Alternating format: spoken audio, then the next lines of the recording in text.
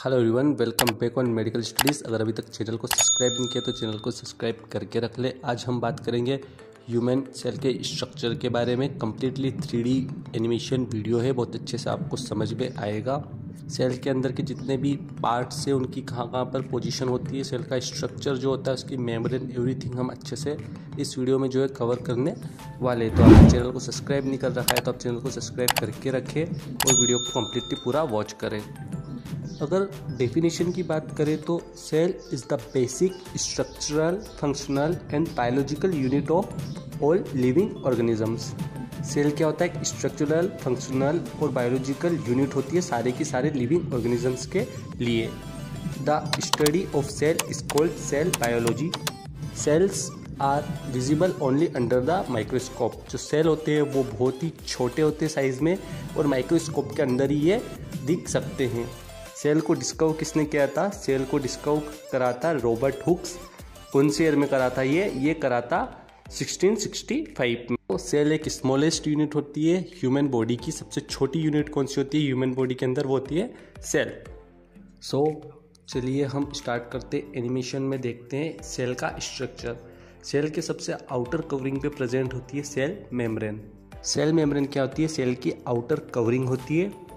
काम क्या होता है सेल मेम्ब्रेन का? फिजिकली सेपरेट करना। जो इंटीरियर होता है सेल्स का सारा, उसको बाहर के एनवायरनमेंट से क्या करना? सेपरेट करना। वो कौन करती है? सेल मेम्ब्रेन करती है।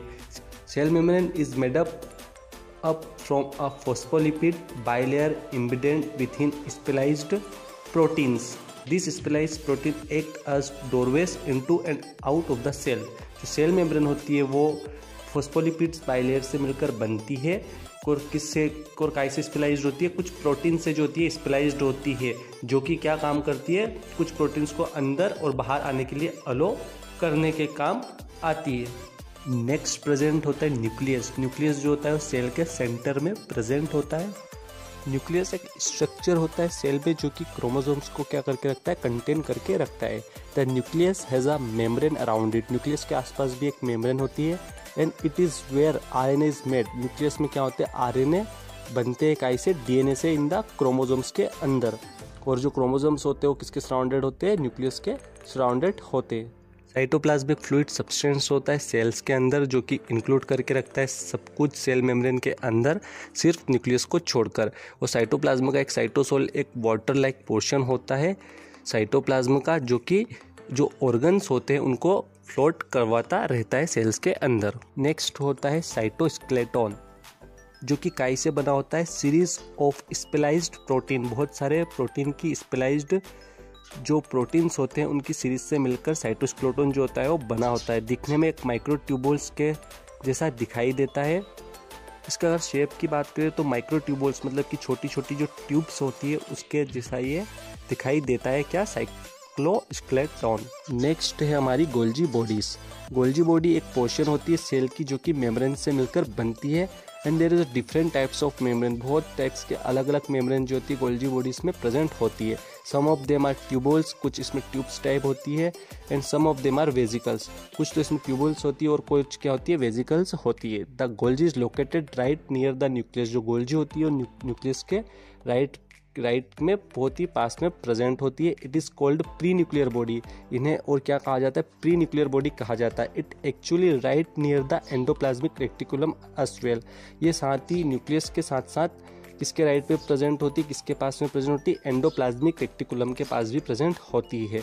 And when proteins come out of the endoplasmic reticulum, जब प्रोटीन जो होता है वो एंडोप्लाज्मिक रेक्टिकुलम के बाहर आता है, they go into Golgi body for further process. वो काहे में जाता है? गोल्जी बॉडी के अंदर जाता है कुछ फर्दर प्रोसेस के लिए। नेक्स्ट जो होते हैं वो होते हैं न्यूक्लियर पोर्स। न्यूक्लियर पोर्स मतलब कि छोटे छोटे न्यूक्लियस के अंदर छेद टाइप होते हैं। ये क्या होते हैं? होलो प्रोटीन स्ट्रक्चर होते हैं जो कि क्या करते हैं? पेनिट्रेट करते हैं न्यूक्लियर मेम्ब्रेन।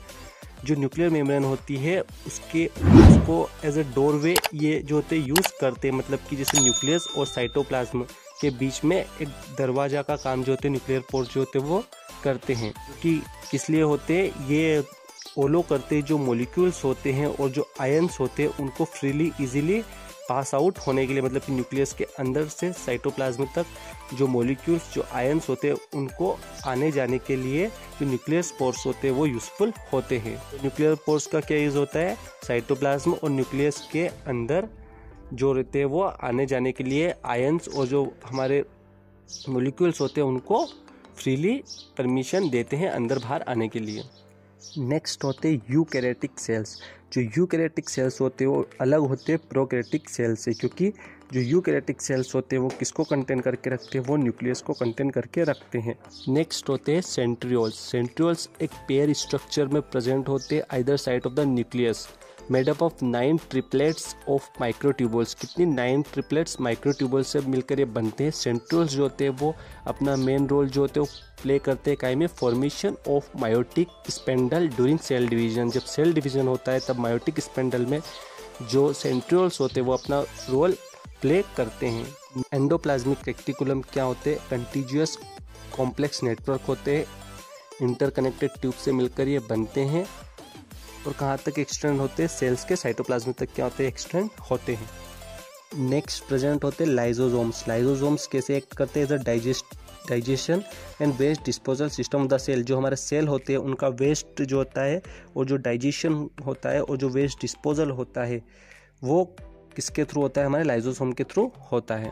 नेक्स्ट होते हैं वेजिकल्स। वेजिकल्स लाइजोसोम जैसे ही होते हैं। वेजिकल्स क्या करते हैं? स्टोर करते और ट्रांसफर करते सब्सटेंस को विद इन द सेल। जो सेल से जो होते हैं सब्सटेंस को ट्रांसफर और जो स्टोर करते हैं वो कौन करते हैं? वेजिकल्स करते हैं। नेक्स्ट होती है न्यूक्लियर मेम्ब्रेन। सेल मेम्ब्रेन अलग होती है, न्यूक्लियर मेम्ब्रेन अलग होती है। न्यूक्लियर मेम्ब्रेन का काम क्या होता है? सेपरेट करना न्यूक्लियस को बाकी सारे सेल्स के जो पी पोर्शन होते हैं उससे न्यूक्लियस को अलग सेपरेट करके रखना। तो the nuclear membrane separate the nucleus from the rest of the cell. Next आता है हमारा माइटोकॉन्ड्रिया। माइटोकॉन्ड्रिया क्या कहलाता है? Power house of the cell. Mitochondria is known as the power house of the cell. Next आते हैं हमारे ribosomes. तो the ribosomes are large complex molecule machines found in within all living cells. जो ribosomes होते हैं सारे living cells में present होते हैं और मेडअप अप होते हैं कॉम्प्लेक्स मॉलिक्यूल मशीन्स। अगर इनका हम काम देखें राइबोसोम्स का तो रीड करते हैं इंस्ट्रक्शंस को मैसेंजर आरएनए से और प्रोटीन को सिंथेसाइज करते हैं। नेक्स्ट आते हैं हमारे क्रोमोसोम्स। क्रोमोसोम्स क्या होते हैं? बंडल फॉर्म होते हैं डीएनए स्ट्रैंड्स के। हर ह्यूमन सेल के अंदर अप्रोक्सीमेटली 6 फीट का डीएनए होता है। Extend as 46 chromatin.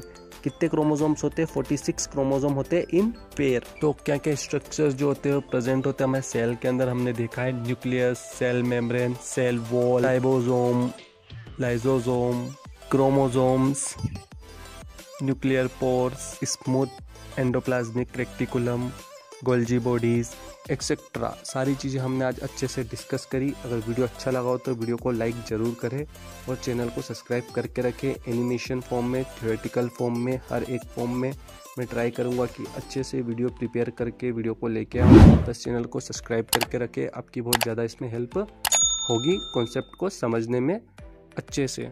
सो चैनल को सब्सक्राइब नहीं किया तो चैनल को सब्सक्राइब करें और वीडियो को लाइक करें। Thank you, have a good day.